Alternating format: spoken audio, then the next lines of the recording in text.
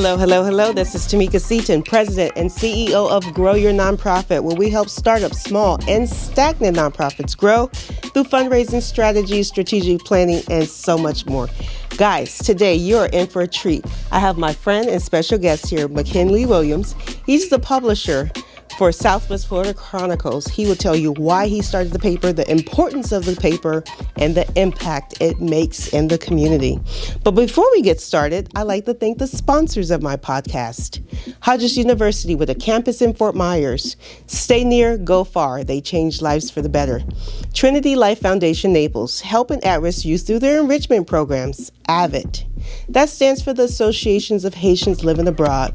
They help people with utility billing, community support, immigration, and English as a second language taught by yours truly. Last but not least, Vax Youth. They received a grant from the CDC Foundation to raise awareness of COVID-19 and vaccine resources in the Black and Brown communities. So, guys, like I said, my special guest here, McKinley. Hello, thank you for having me. Thank you for being here, McKinley. How are you? I'm doing pretty well. Good.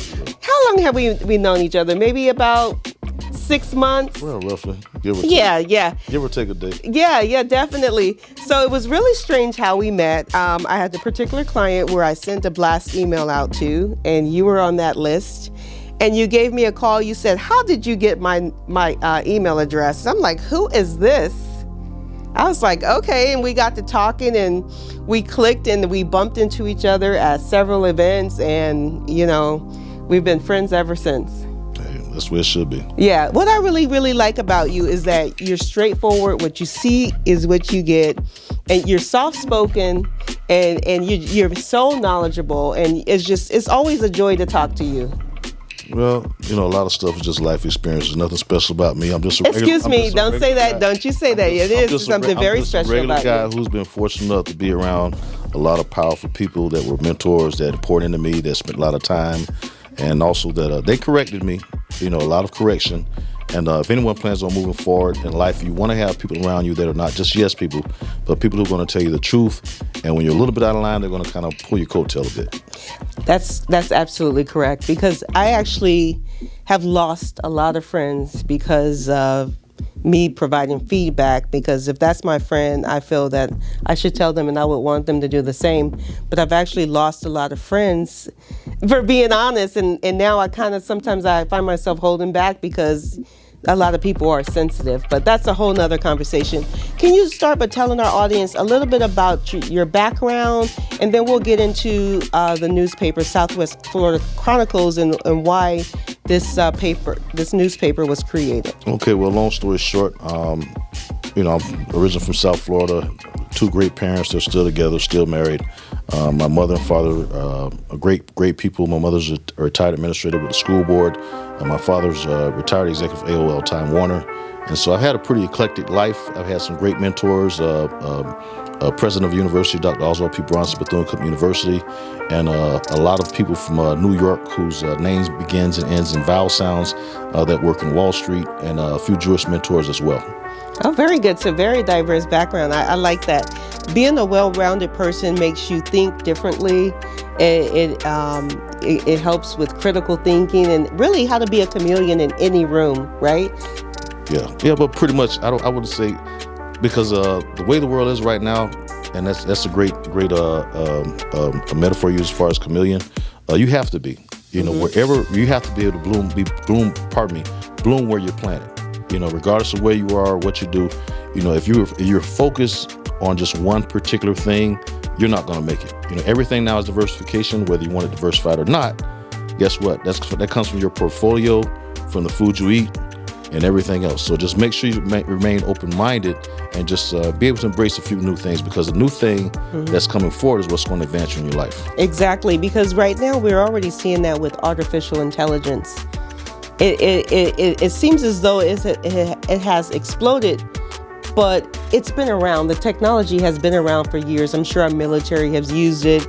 intelligence, the FBI and certain other organizations, but it's just becoming well known in the public, and it's actually going to take away a lot of jobs, but the smart people will get behind it and learn how to use it and how to enhance it for their business or for themselves personally and professionally. Yeah, that's true. I mean, technology is a tool. I deal with even the newspaper business. Everyone says, the newspaper is a dying industry, which it is. But guess what? Anytime you just focus on anything that's digital, or someone can just get on a computer, guess what? They can always change the narrative. They can always change the data. And I go by the old adage, no paper, no proof. If you don't have books, if you don't have anything in printed media, at the end of the day, anyone can come in and just change your history, change your foresight, change your business plan. Watch this. If you have a corporation, they can easily take over your corporation overnight. Wow. Interesting. What do you mean by that? They could easily take over your corporation overnight? Like, for example, say if you have everything just digital, there are some people who are very intelligent that can falsify documents that are digital. But if you have something that's actually printed, that's certified, and just the old school paper, the old school watermark, the old school signatures, those things can't be argued in court. Wow, I like that. So let's segue into why the Southwest Florida Chronicle. What need do you feel that was missing in the community? Well, it's not. I wouldn't even say it was a need that was missing. I would look at it from the perspective that every generation should do better than the other one. Mr. Middlebrooks laid a great foundation. I used to come to his house every day. And who is Mr. Middlebrooks?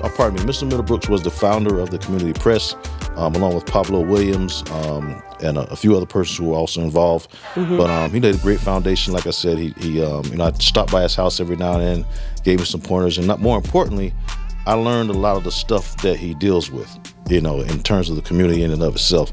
And as a result, I understand the responsibility that every publisher has to be able to share our story, share the story of the community. And the reason why I started the paper was primarily because I he was retiring. I saw the need, and I figured that if we didn't have a voice, anyone can do whatever they want to with the community in terms of manipulation. If you look at a lot of the media outlets, some of them have been bought out intentionally, indirectly by lobbyists because they don't want certain things printed in the public. And I know, hold on, remember my background is capital markets. A lot of these guys are my clients, so I know this for a fact. This is not something I read. This is not something I heard. This is conversation, over dinner, lunch, and everything else. Very interesting. Very interesting. So what area do you cover for the newspaper?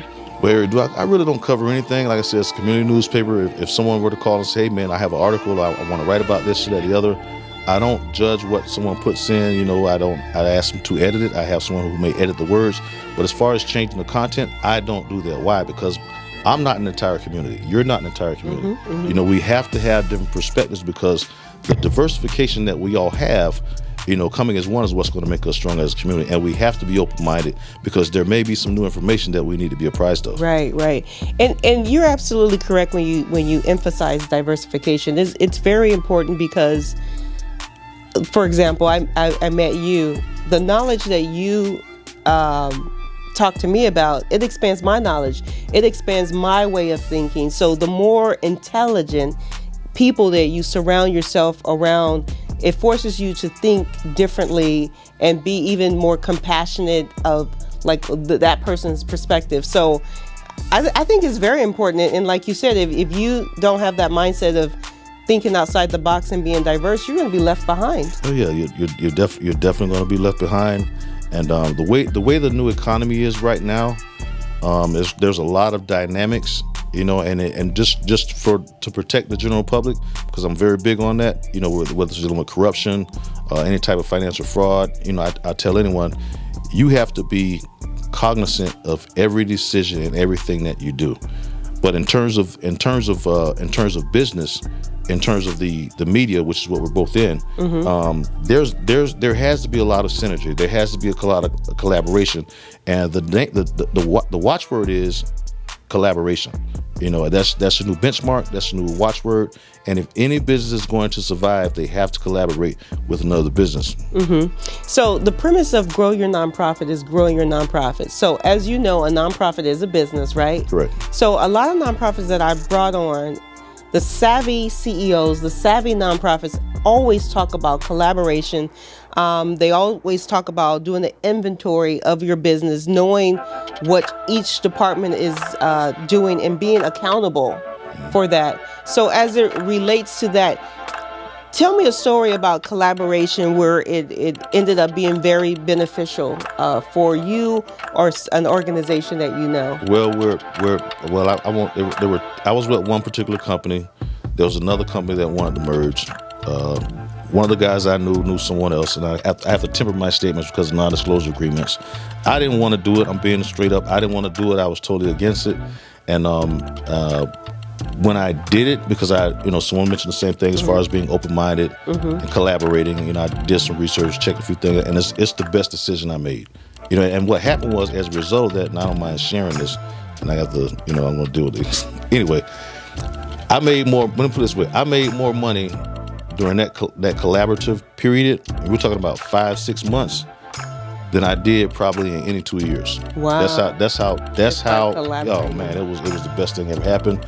I made a lot of contacts. I made a lot of contacts overseas, in another country, in Russia, and had a couple opportunities there, which I'm kind of torn between if I should have taken it or not should have taken it, because the U.S. is still doing business with Russia. And believe it or not, all countries collaborate, regardless of what you see on the news. They all collaborate.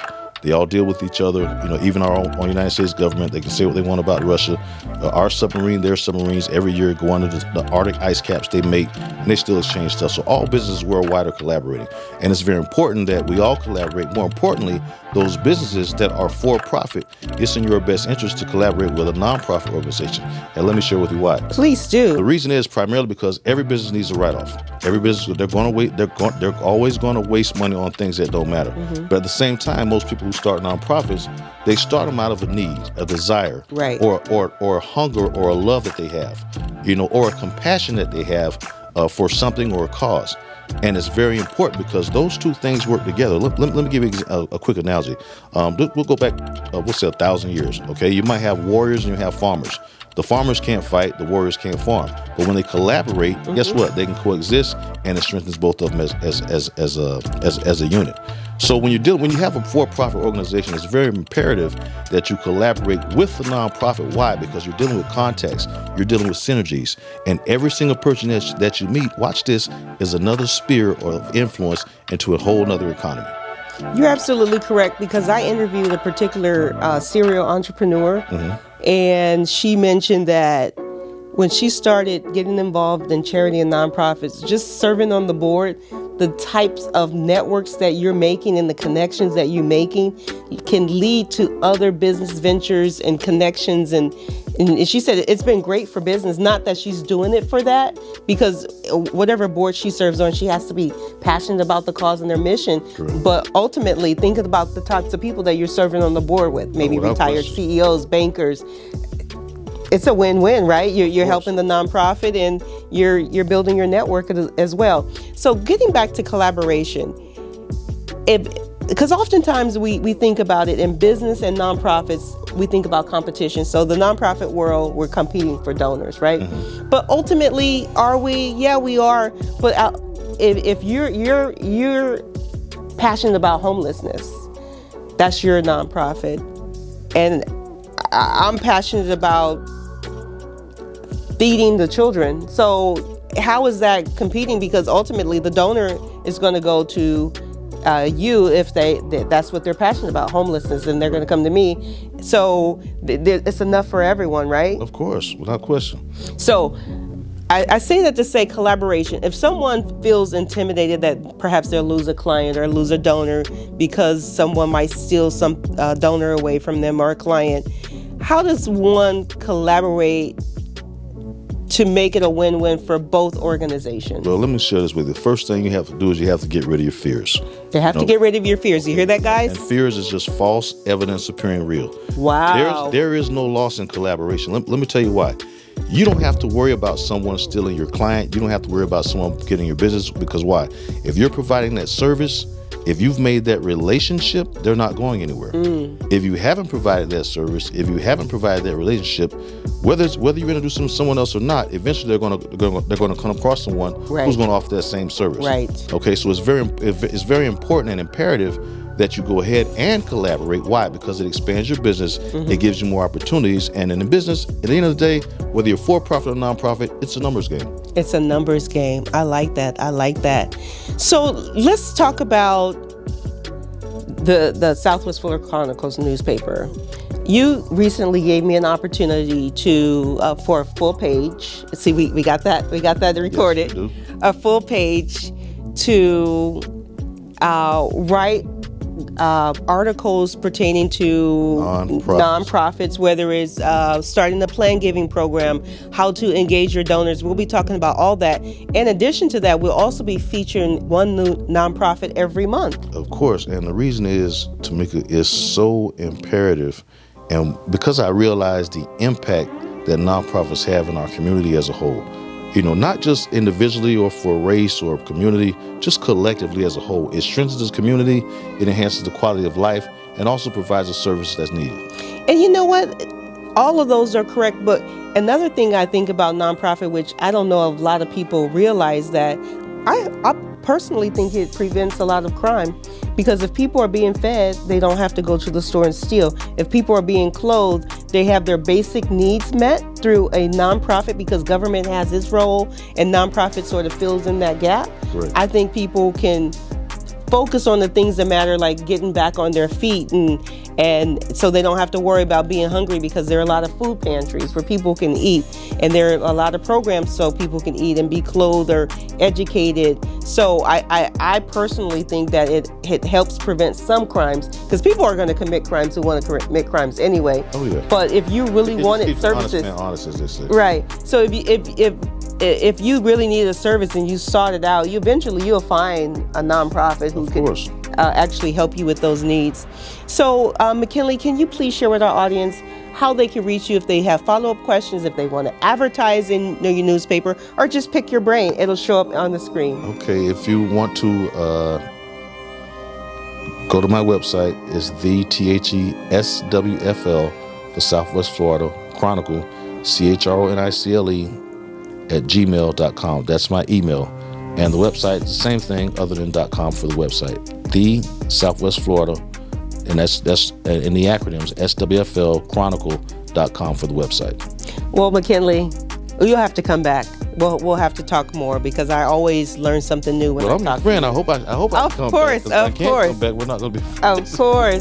We got to collaborate. That's right. See? I like that. We are collaborating. Wait a minute. You hear that? McKinley and Tamika are collaborating. We're going to help our community and also expand our horizons in the interim, right? Yes, and thank you for having me. And I want to thank everyone for being supportive of Grow Your Nonprofit. And listen, if you have a nonprofit, or if you know someone that does have a nonprofit, please give her a call. It's very important that we support those organizations, steer them in the right direction, so that our community can have a better quality of life. Thank you, McKinley. And if you're looking to advertise in a community-based newspaper, and no, newspapers are not dying. Southwest Florida Chronicles just proved it here. That's going to give you the God's honest truth and information out there, and let you ultimately decide. So this is Tamika. I'm signing off. Stay tuned for more Grow Your Nonprofit podcast episodes.